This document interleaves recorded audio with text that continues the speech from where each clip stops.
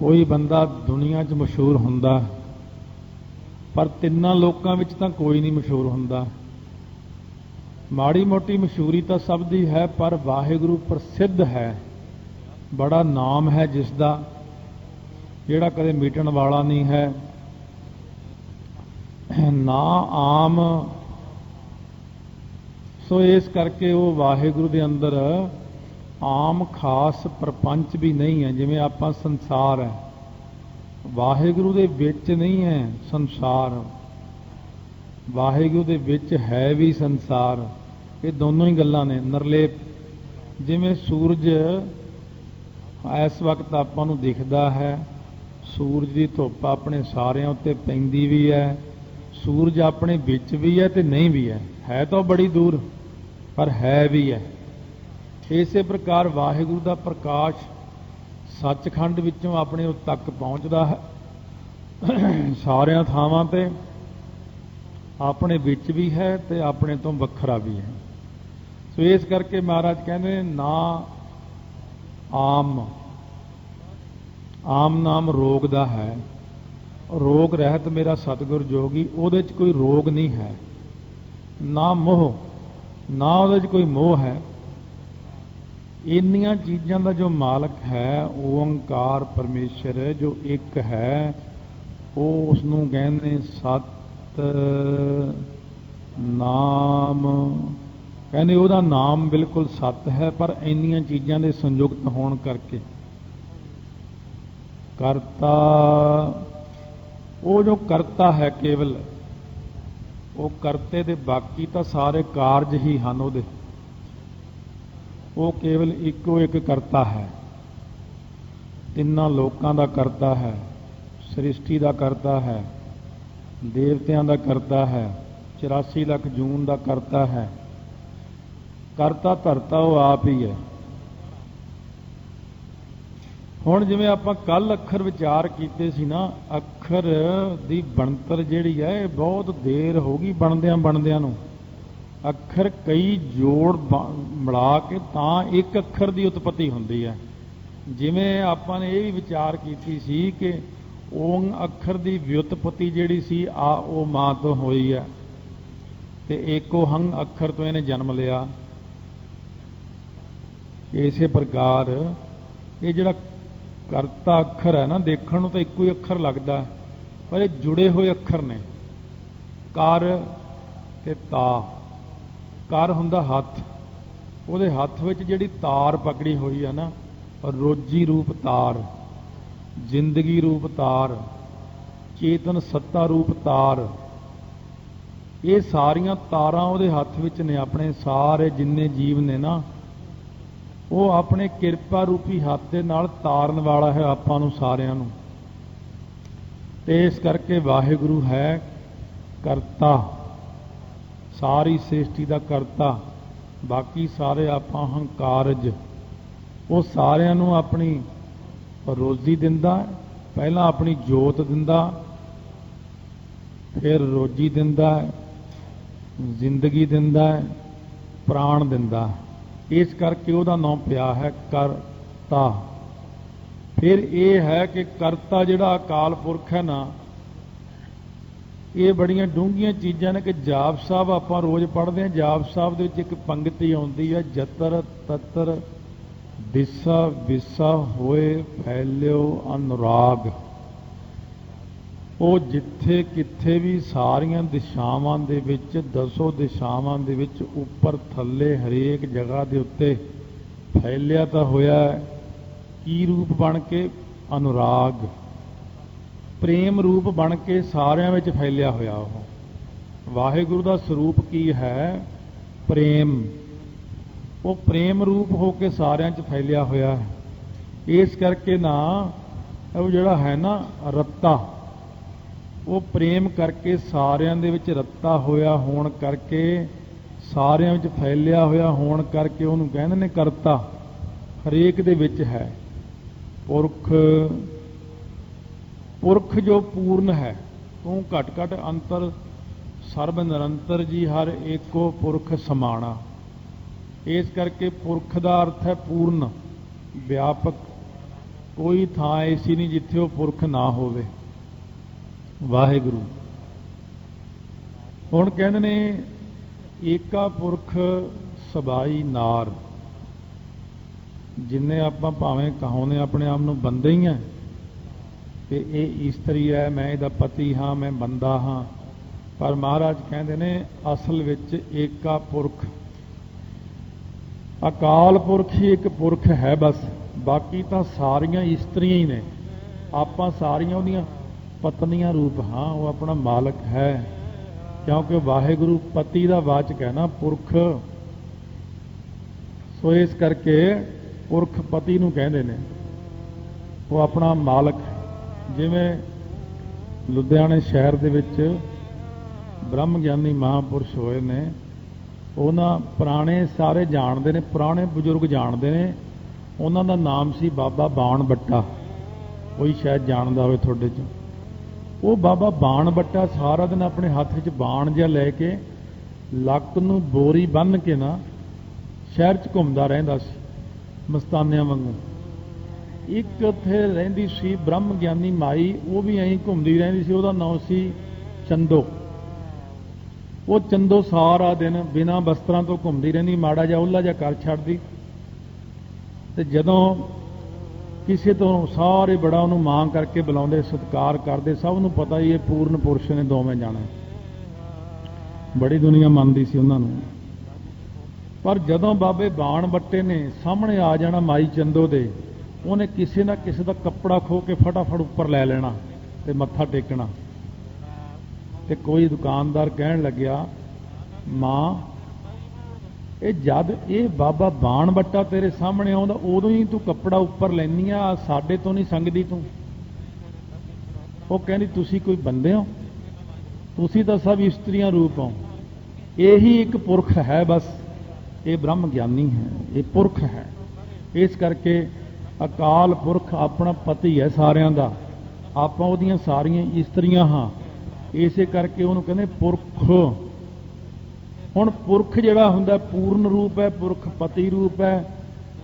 ਪੁਰਖ ਦਾ ਅਰਥ ਹੈਗਾ, ਸੋ ਜਿਵੇਂ ਪੂਰੀਆਂ ਨੇ, ਜਿੰਨੀਆਂ ਸਾਰੀਆਂ ਪੂਰੀਆਂ ਨੇ, ਇਹਨਾਂ ਵਿੱਚ ਆਕਾਸ਼ ਵਾਂਗੂ ਵਿਆਪਕ ਹੈ। ਉਹ ਦੇਹਾਂ ਰੂਪ ਆ ਜਿੰਨੀਆਂ ਆਪਣੇ ਸਰੀਰ ਨੇ, ਇਹ ਵੀ ਪੂਰੀਆਂ ਹੀ ਨੇ, ਇਹਨਾਂ ਵਿੱਚ ਆਕਾਸ਼ ਵਾਂਗੂ ਵਿਆਪਕ ਹੈ। ਫਿਰ ਪੁਰ ਜਿੰਨੀਆਂ ਨੇ ਪੂਰੀਆਂ ਬਣਾਈਆਂ, ਵਿਸ਼ਨਪੁਰੀ, ਬ੍ਰਹਮਪੁਰੀ, ਸ਼ਿਵਪੁਰੀ ਆਦਿਕ, ਇੰਦਰਪੁਰੀ, ਫਿਰ ਇਹ ਸਾਰੇ ਸਰੀਰਾਂ ਰੂਪੀ ਪੂਰੀਆਂ ਨੂੰ ਨਾਸ ਕਰਨ ਵਾਲਾ ਵੀ ਉਹ ਆਪ ਹੀ ਹੈ। ਇਸੇ ਕਰਕੇ ਉਹਨੂੰ ਪੁਰਖ ਕਹਿੰਦੇ ਨੇ। ਫਿਰ ਪੁਰਖ ਉਹ ਹੁੰਦਾ ਹੈ, ਆਪਣੇ ਚੋਂ ਕੋਈ ਬੰਦਾ ਨਰਕਾਂ ਤੋਂ ਕਿਸੇ ਦੀ ਰੱਖਿਆ ਨਹੀਂ ਕਰ ਸਕਦਾ। ਕਹਿਣ ਨੂੰ ਭਾਵੇਂ ਸਾਰੇ ਕਹੀਏ ਕਿ ਮੈਂ ਪੁਰਖ ਹਾਂ, ਲਿਆਓ ਵੀ ਨਰਕਾਂ ਤੋਂ ਰੱਖਿਆ ਕਰਕੇ ਦਿਖਾਓ। ਜਿਹੜਾ ਨਰਕਾਂ ਤੋਂ ਰੱਖਿਆ ਕਰੇ ਉਹਨੂੰ ਕਹਿੰਦੇ ਪੁਰਖ।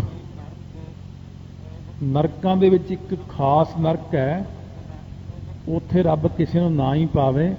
ਜਿਹੜੇ ਪਏ ਹੋਏ ਨੇ ਉਹਨਾਂ ਨੂੰ ਪਤਾ ਹੈ, ਉਹ ਮਿੱਝ ਅਤੇ ਪਾਕ ਦਾ ਹੈ, ਉਬਲਦੀ ਹੈ ਉਹਦੇ ਵਿੱਚ ਸੁੱਟ ਦਿੰਦੇ ਨੇ ਜੀਵ ਆਤਮਾ ਨੂੰ। ਉਹਨੂੰ ਪੂਨਾਮੇ ਨਰਕ ਕਹਿੰਦੇ ਨੇ। ਪੂੰ ਦਾ ਨਰਕ ਹੈ ਉਹ, ਪਾਕ ਪਈ ਹੈ ਜਿੱਥੇ, ਪਾਕ ਵਿੱਚ ਸੁੱਟ ਦਿੰਦੇ ਨੇ। ਉਸ ਨਰਕ ਤੋਂ ਰੱਖਿਆ ਕਰਨ ਵਾਲਾ ਸਿਰਫ ਵਾਹਿਗੁਰੂ ਹੈ, ਹੋਰ ਕੋਈ ਨਹੀਂ। ਇਸੇ ਕਰਕੇ ਉਹਨੂੰ ਕਹਿੰਦੇ ਪੁਰਖ। ਵਾਹਿਗੁਰੂ ਪੁਰਖ ਹੁੰਦਾ ਪੁਰਸ਼ਾਰਥ ਦੇਣ ਵਾਲਾ, ਭਾਵ ਉਦਮ ਦੇਣ ਵਾਲਾ। ਸੋ ਇਸੇ ਪ੍ਰਕਾਰ ਜਿਹੜਾ ਪੁਰਖ ਉਦਮ ਦਿੰਦਾ। ਇੱਕ ਹੁੰਦਾ ਪੌਰਖ, ਅੱਖਰ ਨੇ ਵੀ ਇੱਥੋਂ ਹੀ ਜਨਮ ਲਿਆ, ਪੁਰਖ ਤੋਂ ਪੌਰਖ। ਪੌਰਖ ਹੁੰਦਾ ਵਿਚਾਰ ਦੇਣ ਵਾਲਾ। ਜਿਹੜੇ ਸੋਹਣੇ ਸਿੱਧੇ ਸੋਹਣੇ ਵਿਚਾਰ, ਧਾਰਮਿਕ ਵਿਚਾਰ ਨੇ, ਇਹ ਗੁਰਬਾਣੀ ਵਿੱਚ ਹੀ ਨੇ। ਇਹ ਧੁਰਕੀ ਬਾਣੀ ਵਿੱਚ ਅਕਾਲ ਪੁਰਖ ਨੇ ਆਪਾਂ ਨੂੰ ਬਖਸ਼ਿਸ਼ ਕੀਤੇ ਨੇ। ਸੋ ਇਸ ਕਰਕੇ ਮਹਾਰਾਜ ਕਹਿੰਦੇ ਨੇ ਉਹ ਹੈ ਪੁਰਖ। ਏਕਾ ਪੁਰਖ ਸਬਾਈ ਨਾਰ, ਸਾਰੀਆਂ ਆਪਾਂ ਉਹਦੀਆਂ ਇਸਤਰੀਆਂ ਹਾਂ। ਹੁਣ ਪੁਰਖ ਅੱਖਰ ਮਹਾਤਮਾ ਲਈ ਵੀ ਵਰਤਿਆ ਗੁਰਬਾਣੀ ਦੇ ਵਿੱਚ। ਸੋ ਇਸ ਕਰਕੇ ਮਹਾਰਾਜ ਸੱਚੇ ਪਾਤਸ਼ਾਹ ਕਹਿੰਦੇ ਨੇ ਉਹ ਅਕਾਲ ਪੁਰਖ ਵਾਹਿਗੁਰੂ ਹੈ, ਮਹਾਤਮਾ ਰੂਪ ਵੀ ਆਪ ਹੀ ਆ। ਤੇ ਪੁਰਖ ਅੱਖਰ ਸਤਿਗੁਰੂ ਲਈ ਵੀ ਵਰਤਿਆ ਹੈ। ਸਤਿਗੁਰ ਪੁਰਖ ਦਇਆਲ ਹੈ, ਜਿਸਨੂੰ ਸੰਮਤ ਸਭ ਕੋਏ। ਕਿਉਂ ਤਾਂ ਸਤਪੁਰਖ ਜਨ ਜਾਣਿਆ ਸਤਿਗੁਰ, ਤੇ ਇਸਕਾ ਨਾਮ ਵੀ ਆਇਆ। ਸਤਪੁਰਖ ਵੀ ਉਸੇ ਨੂੰ ਕਿਹਾ। ਆ ਹੁਣ ਵੀ ਕਹਿੰਦੇ ਸੀ ਮਹਾਰਾਜ, ਕਹਿੰਦੇ ਨਾਨਕ ਨਾਮ ਧਿਆਇਆ ਆਦ ਪੁਰਖ ਪ੍ਰਭ ਪਾਇਆ। ਇਹ ਤਾਂ ਉਹਨਾਂ ਨੂੰ ਵੀ ਇਹੀ ਅੱਖਰ ਵਰਤਿਆ, ਆਦ ਪੁਰਖ ਜੀ ਨੂੰ। ਮਹਾਤਮਾ ਲਈ ਵੀ ਇਹੀ ਅੱਖਰ ਵਰਤਿਆ ਹੈ, ਸੋ ਪੁਰਖ ਭਲ ਭਲਾ। ਜਿਹੜਾ ਸਤਿਗੁਰੂ ਦੇ ਬਚਨਾਂ ਨੂੰ ਮੰਨਦਾ ਉਹ ਪੁਰਖ ਭਲ ਭਲਾ, ਉਹ ਸਾਰਿਆਂ ਨਾਲੋਂ ਭਲਾ ਪੁਰਸ਼ ਹੈ, ਚੰਗਾ ਪੁਰਖ ਹੈ। ਸਤਿਗੁਰੂ ਲਈ ਵੀ ਇਹੀ ਅੱਖਰ ਵਰਤਿਆ ਹੈ। ਸਤਿਗੁਰ ਜਿਹੜਾ ਸਤਿਗੁਰ ਪੁਰਖ ਦਇਆਲ ਹੈ, ਜਿਸ ਨੂੰ ਸਮਤ ਸਭ ਕੋਏ। ਸੋ ਜਿਵੇਂ ਇੱਕ ਬੰਦਾ ਹੈ, ਇੱਕ ਉਹਨਾਂ ਦੀ ਕੁਲ ਹੈ। ਸੋ ਜਿਵੇਂ ਉਹਨਾਂ ਦੇ ਵਿੱਚ ਫਿਰ ਉਹਦਾ ਜਿਹੜਾ ਪੁੱਤਰ ਹੈ, ਉਹਦਾ ਅੱਗੇ ਪੁੱਤਰ ਹੈ, ਉਹਦਾ ਅੱਗੇ ਪੁੱਤਰ। ਜਿਵੇਂ ਜਨਕ ਰਾਜਾ ਹੋਇਆ, ਜਿਹੜਾ ਸੀਤਾ ਦਾ ਪਿਤਾ ਸੀ, ਇਹ 53ਵਾਂ ਜਨਕ ਸੀਗਾ। ਇਹ ਜਨਕਾਂ ਦੀ ਗੱਦੀ ਚੱਲਦੀ ਆਉਂਦੀ ਹੈ। ਇਸੇ ਪ੍ਰਕਾਰ ਇੱਕ ਜਨਕ, ਦੋ ਜਨਕ, ਤਿੰਨ ਜਨਕ, ਚਾਰ ਜਨਕ। ਜਿਵੇਂ ਫਰੀਦ ਸਾਨੀ ਹੈ, ਭਗਤ ਫਰੀਦ ਜੀ, ਜਿਹੜੇ ਅਸਲ ਭਗਤ ਫਰੀਦ ਪਹਿਲਾਂ ਹੋਏ ਨੇ, ਤੇ ਜਿਹੜੇ ਗੁਰੂ ਨਾਨਕ ਦੇਵ ਜੀ ਹੋਏ ਵੇਲੇ ਹੋਏ ਨੇ, ਉਹ 19ਵੇਂ ਭਗਤ ਸੀ ਇਹ ਭਗਤ ਫਰੀਦ ਸਾਨੀ। ਇਸ ਦਾ ਗੱਦੀ ਚੱਲਦੀ ਆਉਂਦੀ। ਇਸੇ ਪ੍ਰਕਾਰ ਜਿਹੜੇ ਅਕਾਲ ਪੁਰਖ ਨੇ ਬਣਾਏ ਨੇ, ਅਕਾਲ ਪੁਰਖ, ਫਿਰ ਸਤਿਗੁਰ ਪੁਰਖ, ਫਿਰ ਬ੍ਰਹਮ ਗਿਆਨੀ ਜਿਹੜੇ ਨੇ ਮਹਾਂਪੁਰਖ, ਇਸੇ ਪ੍ਰਕਾਰ ਫਿਰ ਸਧਾਰਨ ਪੁਰਖ ਹੈ। ਸਾਰੇ ਪੁਰਖ ਹੀ, ਪਰ ਉਹਨਾਂ ਦੇ ਪਹਿਲੇ ਅੱਖਰ ਬਦਲ ਜਾਂਦੇ ਨੇ। ਉਹ ਪਾਰ ਬ੍ਰਹਮ ਪੁਰਖ ਪਰਮੇਸ਼ਰ ਆਪ ਹੈ। ਤਾਂ ਤੇ ਸਤਿਗੁਰੂ ਮਹਾਰਾਜ ਕਹਿੰਦੇ ਸਤਿਗੁਰੂ ਲਈ ਵੀ ਇਹੀ ਅੱਖਰ ਵਰਤਿਆ ਤੇ ਅਕਾਲ ਪੁਰਖ ਲਈ ਵੀ ਇਹੀ ਅੱਖਰ ਵਰਤਿਆ। ਵਿੱਚ ਕਰਤਾ ਪੁਰਖ ਖਲੋਆ, ਵਾਲ ਨਾ ਵਿੰਗਾ ਹੋਆ। ਉਹ ਕਰਤਾ ਪੁਰਖ ਹੈ, ਇਹ ਸਰਗੁਣ ਵਿੱਚ ਆਉਂਦਾ। ਇੱਕ ਨਿਰਗੁਣ ਵਿੱਚ ਸ਼ੁੱਧ ਬ੍ਰਹਮ ਨੂੰ ਕਹਿੰਦੇ ਨੇ ਕਰਤਾ ਪੁਰਖ। ਜਿਹੜਾ ਨਿਰਗੁਣ ਵਿੱਚ ਚਲਿਆ ਜਾਂਦਾ ਨਾ, ਉਹ ਬ੍ਰਹਮ ਨੂੰ ਵੀ ਪੁਰਖ ਹੀ ਕਿਹਾ ਹੈ। ਉਹ ਆਪਾਂ ਪੜ੍ਹਦੇ ਚੀਜ਼ਾਂ ਰੋਜ਼ ਹੀ ਆ, ਪਰ ਕਿਉਂ ਇੰਨਾ ਟਾਈਮ ਵੀ ਨਹੀਂ ਹੁੰਦਾ, ਇੰਨਾ ਆਪਾਂ ਨੂੰ ਨੌਲੇਜ ਵੀ ਨਹੀਂ ਹੁੰਦੀ ਇਸ ਗੱਲ ਦੀ। ਆਓ ਆਪਾਂ ਪੜ੍ਹਦੇ ਹਾਂ। ਸੋ ਪੁਰਖ ਨਿਰੰਜਨ, ਹਰ ਪੁਰਖ ਨਿਰੰਜਨ, ਹਰ ਅਗਮਾ ਅਗਮ ਅਪਾਰਾ। ਇਹ ਜਿਹੜਾ ਨਿਰਗੁਣ ਸਰੂਪ ਹੈ, ਉਸ ਸ਼ੁੱਧ ਨੂੰ ਕਿਹਾ ਹੈ। ਕਈ ਥਾਈਂ ਵਰਤਿਆ। ਸ਼ੁੱਧ ਨਿਰਗੁਣ ਸਰੂਪ ਨੂੰ ਕਿਹਾ, ਸਰਗੁਣ ਸਰੂਪ ਨੂੰ ਵੀ ਪੁਰਖ ਕਿਹਾ, ਸਤਿਗੁਰੂ ਨੂੰ ਵੀ ਪੁਰਖ ਕਿਹਾ, ਬ੍ਰਹਮ ਗਿਆਨੀ ਨੂੰ ਵੀ ਪੁਰਖ ਕਿਹਾ, ਤੇ ਅੱਗੇ ਜਿਹੜਾ ਹੈ ਸਧਾਰਨ ਪੁਰਖ ਨੂੰ ਵੀ ਪੁਰਖ ਹੀ ਕਿਹਾ ਹੈ। ਪਰ ਫਰਕ ਉਹਨਾਂ ਦੇ ਕੰਮਾਂ ਦਾ ਹੈ। ਇਹ ਪੁਰਖ ਨਾਸਵੰਤ ਨੇ, ਜਿਹੜੇ ਮਾਇਆਵੀ ਨੇ, ਉਹ ਪੁਰਖ ਕਦੇ ਜਾਂਦਾ ਨਹੀਂ। ਉਹਨਾਂ ਵਿੱਚ ਕੌਣ ਕੌਣ ਨੇ? ਨਾਮ ਰਹਿਓ, ਸਾਧੂ ਰਹਿਓ, ਰਹਿਓ ਗੁਰ ਗੋਬਿੰਦ, ਕਹੋ ਨਾਨਕੇ ਜਗਤ ਮੈਂ ਕਿਨ ਜਪਿਓ ਗੁਰਮੰਤ। ਇਸ ਕਰਕੇ ਉਹਨੂੰ ਕਹਿੰਦੇ ਨੇ ਕਰਤਾ ਪੁਰਖ। ਖੱਖੇ ਨੂੰ ਔਂਕੜ ਹੈ, ਇੱਕ ਦਾ ਜਨਾਇਕ ਹੈ। ਇਸ ਕਰਕੇ ਸਤਿਗੁਰੂ ਮਹਾਰਾਜ ਸੱਚੇ ਪਾਤਸ਼ਾਹ ਨੇ ਉਹਨੂੰ ਪੁਰਖ ਕਿਹਾ ਹੈ।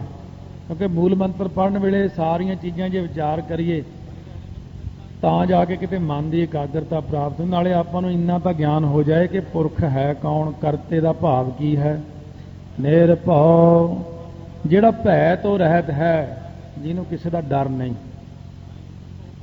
ਹੁਣ ਕੋਈ ਬੰਦਾ ਡਰਦਾ ਹੈ, ਕੋਈ ਮੌਤ ਤੋਂ ਡਰਦਾ, ਸਧਾਰਨ ਬੰਦਿਆਂ ਕੋਲ ਭੱਜਿਆ ਫਿਰੇ, ਮੈਨੂੰ ਡਰ ਲੱਗਦਾ, ਉਹ ਆਪਾਂ ਡਰ ਨਹੀਂ ਦੂਰ ਕਰ ਸਕਦੇ। ਦੇਵੀ ਪ੍ਰਭ ਭਾਵੈ ਬਿਨ ਸਾਸ ਤੇ ਰਾਖੈ। ਕਹਿੰਦੇ ਉਹ ਨਿਰਭਉ ਦੀ ਸ਼ਰਨ ਵਿੱਚ ਚਲਿਆ ਜਾ। ਉਹ ਨਿਰਭਉ ਦਾ ਜਾਪ ਕਰਨ ਵਾਲੇ ਨੂੰ ਨਿਰਭਉ ਹੀ ਬਣਾ ਦਿੰਦਾ। ਜਿਹੜਾ ਉਹਦਾ ਜਾਪ ਕਰਦਾ ਹੈ ਨਾ, ਉਹਨੂੰ ਨਿਰਭਉ ਬਣਾ ਦਿੰਦਾ। ਹੁਣ ਦੁਨੀਆ ਦੇ ਅੰਦਰ ਨਿਰਭਉ ਤਾਂ ਹੋਰ ਵੀ ਵਿਅਕਤੀ ਨੇ ਬਣ ਬੈਠੇ ਸੀ। ਹਰਨਾਕਸ਼, ਰਾਵਣ, ਇਹ ਕਹਿੰਦੇ ਸੀ ਕਿ ਰੱਬ ਮੈਂ ਹੀ ਹਾਂ, ਤੇ ਨਿਰਭਉ ਬਣ ਕੇ ਬੈਠ ਗਏ। ਹੁਣ ਜਦੋਂ ਅਸਲ ਨਿਰਭਉ ਨੂੰ ਪਤਾ ਲੱਗਿਆ ਕਿ ਉਹ ਦੋ ਜਾਣੇ ਨਿਰਭਉ ਬਣ ਕੇ ਬੈਠ ਗਏ ਨੇ, ਤਾਂ ਉਹਨਾਂ ਨੂੰ ਭੈ ਦੇਣ ਵਾਸਤੇ ਨਿਰਵਿਸ਼ੇਸ਼ ਕਰਕੇ ਭਉ ਦੇ ਕੇ ਉਹਨਾਂ ਨੂੰ ਭਖ ਜਾਂਦਾ, ਖਾ ਜਾਂਦਾ, ਖਤਮ ਕਰ ਦਿੰਦਾ। ਜਿਹੜਾ ਹਰਨਾਕਸ਼ ਕਹਿੰਦਾ ਸੀ ਮੈਂ ਰੱਬ ਆ, ਮੈਂ ਕਿਸੇ ਤੋਂ ਨਹੀਂ ਡਰਦਾ, ਜਦੋਂ ਪਰਮਾਤਮਾ ਨੇ ਨਰਸਿੰਘ ਰੂਪ ਧਾਰਨ ਕਰਕੇ ਆਪਣੇ ਪੱਟਾਂ ਦੇ ਉੱਤੇ ਰੱਖ ਕੇ ਉਹਨੂੰ ਕਿਹਾ ਉਹ ਪਾੜ ਦਿਆਂ ਹੁਣ ਤੈਨੂੰ, ਤਾਂ ਹਰਨਾਕਸ਼ ਥਰ ਥਰ ਕੰਬਣ ਲੱਗ ਪਿਆ। ਜਿਹੜਾ ਕਹਿੰਦਾ ਸੀ ਨਾ ਮੈਂ ਨਿਰਭਉ ਹਾਂ, ਉਹ ਰੱਬ ਨੂੰ ਕਹਿੰਦਾ ਨਹੀਂ ਮੈਂ ਨਹੀਂ ਨਿਰਭਉ, ਤੁਸੀਂ ਹੀ ਨਿਰਭਉ ਹੋ, ਤੁਸੀਂ ਹੀ ਭੈ ਤੋਂ ਰਹਿਤ ਹੋ।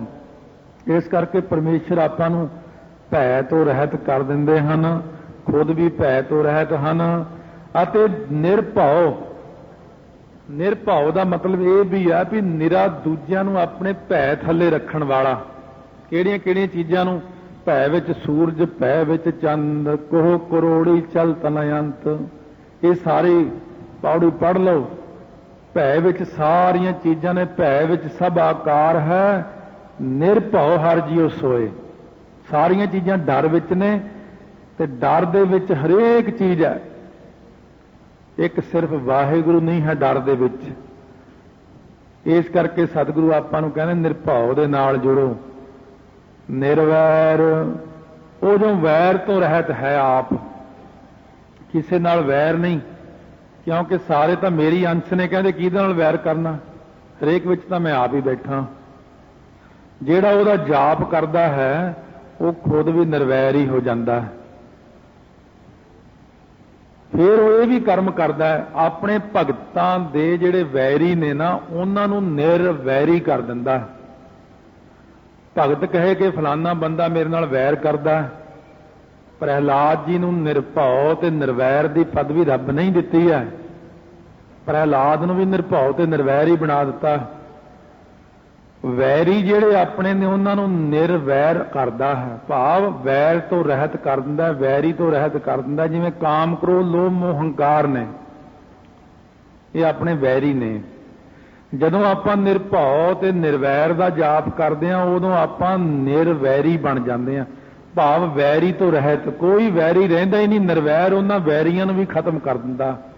ਇਸ ਕਰਕੇ ਨਿਰਵੈਰ ਦਾ ਜਾਪ ਕਰਦੇ ਹਾਂ ਕਿ ਵਾਹਿਗੁਰੂ ਤੇਰਾ ਕਿਸੇ ਨਾਲ ਵੈਰ ਨਹੀਂ, ਤੇ ਸਾਨੂੰ ਵੀ ਐਸੇ ਬਣਾ ਦੇ ਵੀ ਸਾਡੇ ਲਈ, ਸਾਡੇ ਮਨ 'ਚ ਇੱਕ ਗੱਲ ਬਣ ਜਾਏ ਕਿ ਨਾ ਕੋ ਬੈਰੀ ਨਾ ਹੈ ਬੇਗਾਨਾ, ਸਗਲ ਸੰਗ ਹਮ ਕੋ ਬਨਾਈ। ਨਿਰਵੈਰ ਇਹ ਅਕਾਲ ਪੁਰਖ ਦੇ ਅਭਿਆਸ ਕਰਦਿਆਂ ਕਰਦਿਆਂ, ਸੋ ਹੌਲੀ ਹੌਲੀ ਅਭਿਆਸ ਕਰਿਆ ਕਰੋ ਇਹਦਾ। ਜਿੰਨਾ ਵੀ ਬਖਸ਼ਿਸ਼ ਕੀਤੀ ਮਹਾਰਾਜ ਨੇ ਆਪਾਂ ਨੂੰ, ਜੇ ਬੋਲ ਬੋਲ ਕੇ, ਇਹ ਕਈ ਚੀਜ਼ਾਂ ਨੇ। ਇੱਕ ਤਾਂ ਤੁਸੀਂ ਬੋਲ ਬੋਲ ਕੇ ਕਰ ਦਿਓ ਇਹਦਾ ਜਾਪ। ਇੱਕ ਮਾਲਾ ਜੇ ਕਰ ਸਕਦੇ ਹੋ ਰੋਜ਼ ਬੋਲ ਬੋਲ ਕੇ, ਜਿੰਨਾ ਕੁ ਆਪਾਂ ਕਥਾ ਦੇ ਸ਼ੁਰੂ 'ਚ ਬੋਲਦੇ ਹਾਂ ਪਿਆਰ ਨਾਲ, ਭਾਵੇਂ ਅੱਧਾ ਘੰਟਾ ਲੱਗ ਜਾਏ ਕੋਈ ਗੱਲ ਨਹੀਂ, 45 ਮਿੰਟ ਲੱਗ ਜਾਣ ਇੱਕ ਮਾਲਾ ਨੂੰ। ਇਹ ਇੱਕ ਵੱਖਰਾ ਅਭਿਆਸ ਹੈ। ਇੱਕ ਤਾਂ ਹੁੰਦਾ ਚਲੋ ਬਹੁਤੀਆਂ ਮਾਲਾ ਕਰਨੀਆਂ, ਕਈ ਨੇ ਜ਼ਿਆਦਾ ਸਪੀਡ ਰੱਖਣੀ ਪੈਂਦੀ ਹੈ, ਉਹ ਤਾਂ 1-2 ਮਿੰਟ ਵਿੱਚ ਵੀ ਕਰ ਸਕਦੇ ਆ, 3 ਮਿੰਟ 'ਚ ਵੀ ਕਰ ਸਕਦੇ ਆ। ਪਰ ਇੱਕ ਮਾਲਾ ਸਾਡੇ ਖਾਸ ਜਾਪ ਵਾਸਤੇ ਹੁੰਦੀ ਹੈ, ਜਿਹਨੂੰ ਆਪਾਂ ਓਨੀ ਕੀ ਸਪੀਡ ਤੇ ਜਪ ਸਕਦੇ ਹਾਂ ਜਿੰਨਾ ਕੁ ਬਿਲਕੁਲ ਸੁਣਾਈ ਦੇ ਸਕੇ, ਜਿਵੇਂ ਆਪਾਂ ਆਮ ਜਪਦੇ ਹਾਂ ਸ਼ੁਰੂ ਦੇ ਵਿੱਚ। ਸੋ ਇਸ ਕਰਕੇ ਨਿਰਵੈਰ ਤੱਕ ਹੀ ਆਪਣੇ ਵਿਚਾਰ ਸੀਮਤ ਨੇ। ਬਾਕੀ ਦੇ ਕੱਲ ਨੂੰ ਅੱਗੇ ਵਿਚਾਰ ਕਰ ਲਵਾਂਗੇ ਕਿਸ ਪ੍ਰਕਾਰ। ਇਹ ਤਾਂ ਸਿਰਫ ਪਹਿਲੇ ਪਹਿਲੇ ਅਰਥ ਨੇ ਉਹਦੇ, ਬਾਕੀ ਦੇ ਅਰਥ ਨਾਲ ਨਾਲ ਚੱਲਦੇ ਹੀ ਰਹਿਣਗੇ। ਵੀ ਸਿੱਧਾ ਨੇ ਇਹ ਪ੍ਰਸ਼ਨ ਕਰਨਾ ਮਹਾਰਾਜ ਨੂੰ, ਇੱਕ ਓੰਕਾਰ ਕੱਲਾ ਹੀ ਬੜਾ ਹੁੰਦਾ, ਵੀ ਇਹ ਸੱਤ ਕਿਉਂ ਲਿਖਿਆ ਨਾਲ? ਸੱਤ ਹੀ ਬਹੁਤ ਸੀ, ਨਾਮ ਕਿਉਂ ਲਿਖਿਆ? ਸੱਤ ਨਾਮ, ਇੱਕ ਓੰਕਾਰ ਸਤਨਾਮ ਥੋੜਾ, ਇੱਕ ਓੰਕਾਰ 2, ਸਤਨਾਮ ਦੇ 4 ਅੱਖਰ, 6 ਅੱਖਰਾ ਜਾਪ ਬਣ ਜਾਂਦਾ ਹੈ, ਬਹੁਤ ਹੈ। ਤੁਹਾਨੂੰ ਕਰਤਾ ਲਿਖਣ ਦੀ ਕੀ ਲੋੜ ਪੈ ਗਈ? ਫਿਰ ਇਹਦਾ ਜਵਾਬ ਦੇਣਗੇ। ਫਿਰ ਤੁਹਾਨੂੰ ਪੁਰਖ ਲਿਖਣ ਦੀ ਕੀ ਲੋੜ ਪੈ ਗਈ? ਫਿਰ ਇਹਦਾ ਜਵਾਬ ਦੇਣਗੇ। ਸੰਪੂਰਨ ਮੂਲ ਮੰਤਰ ਨੂੰ, ਕਿਉਂਕਿ ਉਦੋਂ ਆਪਣਾ ਪੰਥ ਨਵਾਂ ਨਵਾਂ ਚੱਲਿਆ ਸੀ ਨਾ, ਗੁਰੂ ਨਾਨਕ ਦੇਵ ਜੀ ਵੇਲੇ ਸਾਰਿਆਂ ਨੇ ਬੜਾ ਅਟੈਕ ਕੀਤਾ ਸੀ। ਕਿਉਂ ਸ਼ੁਰੂ ਕਿਉਂ ਕਰ ਲਿਆ? ਸਰੋਵਰ ਕਿਉਂ ਬਣਾ ਲਿਆ ਤੁਸੀਂ? ਆਹ ਗੁਰੂ ਗ੍ਰੰਥ ਸਾਹਿਬ ਦੀ ਕੀ ਲੋੜ ਸੀ? ਆਹ ਕੀ ਲੋੜ ਸੀ? ਫਿਰ ਉਹਨਾਂ ਸਾਰਿਆਂ ਦੇ ਜਵਾਬ ਜਿਹੜੇ ਗੁਰੂ ਨਾਨਕ ਦੇਵ ਜੀ ਨੇ ਦਿੱਤੇ, ਨਿਰੁੱਤਰ ਕੀਤਾ ਸਾਰਿਆਂ ਨੂੰ। ਤਾਈਓ ਤਾਂ ਸਾਰੇ ਕਹਿੰਦੇ ਧੰਨ ਨਾਨਕ ਤੇਰੀ ਵੱਡੀ ਕਮਾਈ, ਧੰਨ ਨਾਨਕ ਤੇਰੀ ਵੱਡੀ ਕਮਾਈ। ਵਾਹਿਗੁਰੂ ਵਾਹਿਗੁਰੂ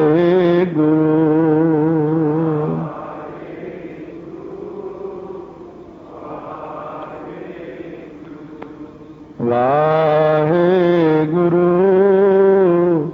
ਵਾਹਿਗੁਰੂ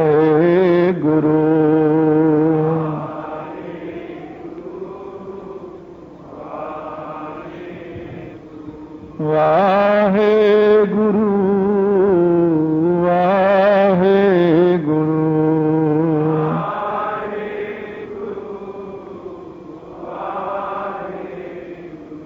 ਵਾਹਿਗੁਰੂ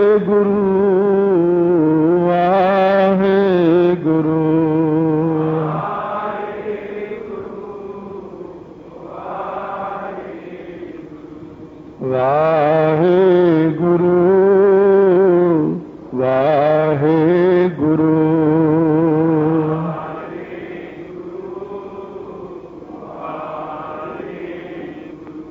ਵਾਹਿਗੁਰੂ ਵਾਹਿਗੁਰੂ।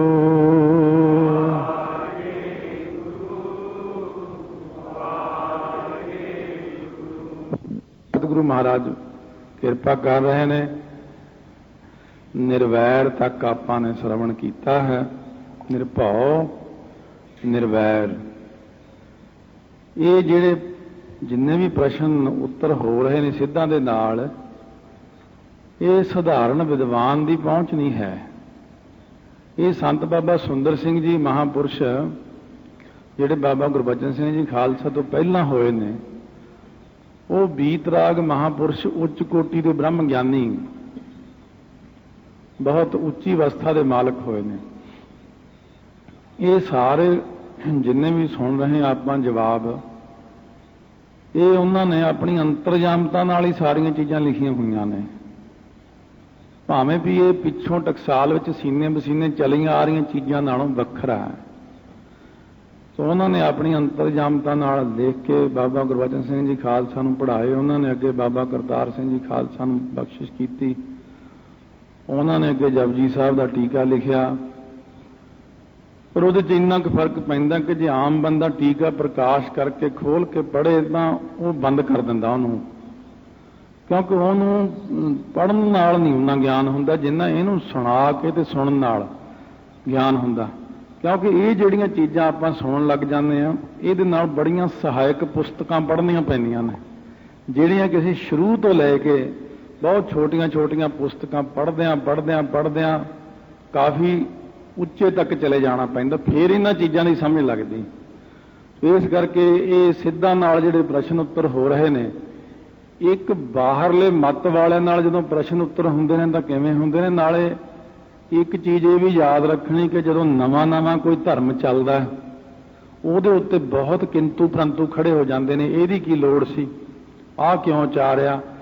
ਸਿੱਧਾਂ ਨੇ ਆਪਣੇ ਵੱਲੋਂ ਬਹੁਤ ਕੋਸ਼ਿਸ਼ ਕੀਤੀ ਕਿ ਗੁਰੂ ਨਾਨਕ ਦੇਵ ਜੀ ਦੇ ਮੰਤਰ ਵਿੱਚ ਕਿਤੇ ਊਣਤਾ ਹੀ ਕੱਢ ਦਈਏ ਸੀ। ਜੇ ਵੀ ਊਣਤਾ ਹੀ ਨਿਕਲ ਗਈ, ਇਹ ਸਾਡੇ ਥੱਲੇ ਲੱਗ ਜਾਣਗੇ ਤੇ ਸਾਡੇ ਚਰਨੀ ਪੈ ਜਾਣਗੇ, ਅਸੀਂ ਇਹਨਾਂ ਨੂੰ ਚੇਲਾ ਬਣਾ ਲਵਾਂਗੇ। ਗੁਰੂ ਨਾਨਕ ਦੇਵ ਜੀ ਨੂੰ ਹਰੇਕ ਪਾਸਿਓਂ ਘੇਰਨ ਦਾ ਯਤਨ ਕਰਦੇ ਨੇ, ਪਰ ਗੁਰੂ ਨਾਨਕ ਦੇਵ ਜੀ ਸਾਰਿਆਂ ਨੂੰ ਹੀ ਸੋਝੀ ਦੇ ਦੇਣਗੇ ਵੀ ਇਹ ਨਿਰਵੈਰ ਤੱਕ ਆਪਾਂ ਸੁਣਿਆ। ਹੁਣ ਕਹਿੰਦੇ ਜਿਹੜਾ ਅਕਾਲ ਮੂਰਤ ਹੈ, ਇਹਦਾ ਭਾਵ ਕੀ? ਵਾਕਈ ਗੱਲ ਵੀ ਠੀਕ ਹੈ, ਉਹਨਾਂ ਨੇ ਪਹਿਲਾਂ ਕਦੇ ਇਹ ਸੁਣਿਆ ਹੀ ਨਹੀਂ ਸੀਗਾ, ਕਿਸੇ ਨੇ ਵੀ ਨਹੀਂ ਸੁਣਿਆ। ਗੁਰੂ ਨਾਨਕ ਦੇਵ ਜੀ ਨੂੰ ਤਾਂ ਇਹ ਮਿਲਿਆ, ਤੇ ਉਦੋਂ ਪਹਿਲਾਂ ਇਹ ਕਿਸੇ ਨੇ ਸੁਣਿਆ ਹੀ ਨਹੀਂ ਕਿ ਅਕਾਲ ਮੂਰਤ ਕੀ ਹੈ। ਸੋ ਗੁਰੂ ਨਾਨਕ ਦੇਵ ਜੀ ਵੱਲੋਂ ਹੀ ਉਹਨਾਂ ਨੂੰ ਅਰਥ ਦੱਸੇ ਜਾ ਰਹੇ। ਮਹਾਰਾਜ ਕਹਿੰਦੇ ਨੇ, ਦੇਖੋ ਜਿਹੜਾ ਨਾ ਸੰਧੀ ਛੇਦ ਕਰਕੇ ਚੱਲ ਰਹੇ ਆ, ਇੱਕ ਪਦ ਦੇ ਅਰਥ ਕਰਦੇ ਆ ਆਪਾਂ। ਪਹਿਲਾਂ ਇੱਕ ਦੇ ਅਰਥ ਹੀ ਕੀਤੇ ਨੇ, ਫਿਰ ਇਕੱਲੇ ਓੰਕਾਰ ਦੇ ਕੀਤੇ ਨੇ, ਫਿਰ ਸੱਤ ਦੇ ਹੀ, ਫਿਰ ਇਕੱਲੇ ਨਾਮ ਦੇ ਅਰਥ ਨੇ, ਫਿਰ ਕਰਤਾ ਦੇ ਵੀ ਸੰਧੀ ਛੇਦ ਕਰਕੇ ਕਾਰ ਅਤੇ ਤਾ, ਫਿਰ ਪੁਰਖ, ਫਿਰ ਇਹਦੇ ਵੀ ਸੰਧੀ ਛੇਦ ਕਰਕੇ ਅਰਥ ਹੋਏ ਨੇ। ਫਿਰ ਆ ਗਿਆ ਨਿਰਭਉ ਨਿਰਵੈਰ। ਹੁਣ ਕਹਿੰਦੇ ਨੇ ਅਕਾਲ। ਅਕਾਲ ਉਹ ਹੁੰਦਾ ਹੈ, ਅੱਗੇ ਨਾਲ ਜਿਹੜਾ ਲਾਇਆ ਮੂਰਤ ਭਾਵ ਹਸਤੀ, ਹੋਂਦ ਜਾਂ ਵਜੂਦ। ਹੁਣ ਜਿਹੜੀ ਮੂਰਤ ਹੈ, ਮੂਰਤ ਪੱਥਰਾਂ ਦੇ ਉੱਤੇ ਉਕਰੀ ਜਾਂਦੀ ਹੈ। ਮੂਰਤ ਚਾਂਦੀ ਦੇ ਵਿੱਚ ਵੀ ਉਕਰੀ ਜਾਂਦੀ ਹੈ, ਸੋਨੇ ਦੀ ਵੀ, ਪਿੱਤਲ ਦੀ ਵੀ। ਮੂਰਤੀਆਂ ਤਾਂ ਕਈ ਪ੍ਰਕਾਰ ਦੀਆਂ ਜਿਸਤਾਂ ਦੇ ਉੱਤੇ ਬਣਦੀਆਂ ਨੇ, ਧਾਤਾਂ ਉੱਤੇ ਮੂਰਤੀਆਂ ਬਣਦੀਆਂ ਨੇ। ਮੁਸੱਵਰ ਵੱਲੋਂ ਕਾਗਜ਼ਾਂ ਤੇ ਕੱਪੜਿਆਂ ਤੇ ਮੂਰਤੀਆਂ ਬਣਾਈਆਂ ਜਾਂਦੀਆਂ ਨੇ। ਇਸੇ ਪ੍ਰਕਾਰ ਜਿਹੜੀਆਂ ਮੂਰਤੀਆਂ ਨੇ, ਉਹ ਕੰਧਾਂ ਦੇ ਉੱਤੇ ਵੀ ਚਿੱਤਰ ਬਣਾ ਦਿੱਤੇ ਜਾਂਦੇ ਨੇ। ਹੁਣ ਮੂਰਤੀ ਇਸ ਬੰਦੇ ਨੂੰ ਵੀ ਕਿਹਾ ਹੈ। ਜਦ ਛੇਵੇਂ ਪਾਤਸ਼ਾਹ ਮਹਾਰਾਜ ਕੋਲ ਬ੍ਰਾਹਮਣ ਨੇ ਆ ਕੇ ਬੇਨਤੀ ਕੀਤੀ, 3 ਜਾਣੇ ਸੀ, ਕਹਿੰਦੇ ਮਹਾਰਾਜ ਮੇਰੀ ਇਸਤਰੀ ਨੂੰ ਖੋਹ ਕੇ ਲੈ ਗਏ। ਮਹਾਰਾਜ ਕਹਿੰਦੇ ਕੌਣ? ਕਹਿੰਦੇ ਮਹਾਰਾਜ ਜੀ ਉਹ ਬਹੁਤ ਲੰਬੇ ਸੀ, ਉੱਚੇ ਪਠਾਨ। ਕਿੰਨੇ? ਕਹਿੰਦੇ ਜੀ 3 ਬੁਰਛਾਂ ਵਰਗੇ ਸੀ ਉਹ। ਤੇ ਤੁਸੀਂ ਕਿੰਨੇ ਜਾਣੇ ਸੀ ਮਹਾਰਾਜ? ਕਹਿੰਦੇ ਅਸੀਂ 72 ਮੂਰਤੀਆਂ। ਆਪਣੇ ਆਪ ਨੂੰ ਮੂਰਤੀਆਂ ਹੀ ਦੱਸਦੇ ਨੇ ਤੇ ਉਹਨਾਂ ਨੂੰ ਤਿੰਨਾਂ ਨੂੰ ਦੱਸਦੇ ਨੇ ਉਹ ਬੁਰਛਾਂ ਵਰਗੇ 3, ਤੇ ਅਸੀਂ 72 ਬੰਦੇ ਸੀ, 72 ਮੂਰਤੀਆਂ। ਸੋ ਮਹਾਰਾਜ ਕਹਿੰਦੇ ਜਿਹੜਾ ਮਾਤਾ ਦੇ ਉਦਰ ਤੋਂ ਜਨਮ ਲੈਣ ਵਾਲੀ ਇਹ ਮੂਰਤੀ ਹੈ ਨਾ, ਇਹ ਥੋੜੀ ਜਿਹੀ ਤੁਰਨ ਫਿਰਨ ਵਾਲੀ ਮੂਰਤੀ ਹੈ, ਇੱਕ ਪੱਥਰ ਦੀ ਮੂਰਤੀ ਹੁੰਦੀ ਹੈ। ਇਹ ਜਿਹੜਾ ਅਕਾਲ ਮੂਰਤ ਕੀਤਾ ਨਾ ਅਰਥ, ਕਹਿੰਦੇ ਇਹ ਇਹਨਾਂ ਸਾਰੀਆਂ ਚੀਜ਼ਾਂ ਨਾਲ ਹੀ ਨਹੀਂ ਮਿਲਦਾ। ਇਹਨਾਂ ਮੂਰਤੀਆਂ ਤੋਂ ਵੱਖਰੀ ਮੂਰਤੀ, ਮੂਰਤੀਆਂ ਤਾਂ ਹੋਰ ਚੀਜ਼ ਆ, ਅਕਾਲ ਕਾਲ ਤੋਂ ਰਹਿਤ ਮੂਰਤ ਦਾ ਮਤਲਬ ਹੈ ਹਸਤੀ ਹੈ, ਕਾਲ ਤੋਂ ਰਹਿਤ ਸਰੂਪ ਹੈ। ਬਾਕੀ ਤਾਂ ਸਾਰੀਆਂ ਮੂਰਤੀਆਂ ਟੁੱਟ ਜਾਂਦੀਆਂ ਨੇ, ਫਟ ਜਾਂਦੀਆਂ ਨੇ, ਗਲ ਸੜ ਜਾਂਦੀਆਂ ਨੇ, ਰੁੜ ਜਾਂਦੀਆਂ ਨੇ, ਨਾਸ ਹੋ ਜਾਂਦੀਆਂ ਨੇ। ਪਰ ਉਹ ਵਾਹਿਗੁਰੂ ਜੋ ਹੈ ਨਾਸ ਤੋਂ ਰਹਿਤ ਸਰੂਪ ਹੈ, ਨਾਸ ਤੋਂ ਰਹਿਤ ਹਸਤੀ ਹੈ। ਕਾਲ